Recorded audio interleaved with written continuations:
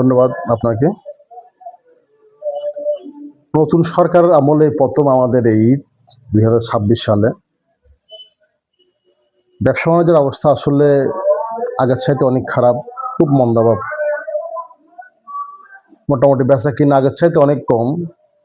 কারণ এবার ঈদটা হচ্ছে যে ঈদের অন্য সময় দেখা যায় ঈদের পরে ছুটি থাকে, এবার ঈদটা হচ্ছে ঈদের আগে, কিন্তু বন্ধটা লম্বা হওয়ার কারণে লোকজন অনেকে বাড়িতে চলে গেছেন, যার কারণে শহরের মধ্যে বেচা কিনা অনেকটা কম।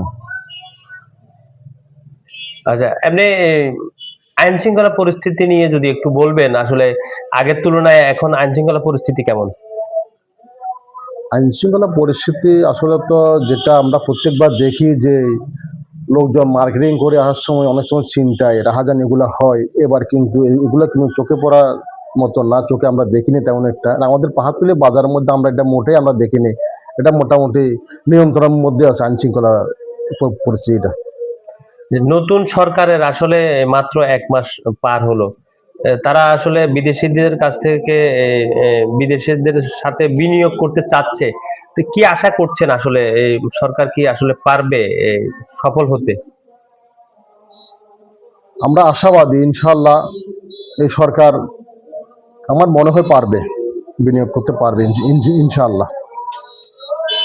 আসলে সর্বশেষ একটি প্রশ্ন, আসলে আপনি এই বাজারের পাহাড়তলী রেলওয়ে বাজার ঐতিহাসিক একটি বাজার, যার 100 বছরেরও বেশি পুরনো একটি খ্যাতি রয়েছে এই বাজারে।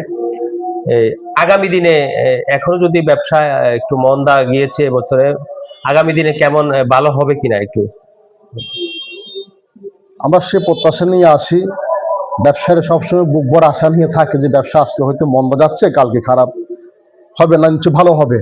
ওই আশাটা নিয়ে আমরা থাকি। ইনশাল্লাহ আমার মনে হয় যে সরকার যখন আসছে, নতুন একটা সরকার, মাত্র 1 মাস পার হলো, আমরা আগামী দিনগুলো দেখি, 5টা বছর সময় আছে আরো, ইনশাল্লাহ ব্যবসা বাণিজ্য ভালোর দিকে যাবে ইনশাল্লাহ আমার মনে হয়।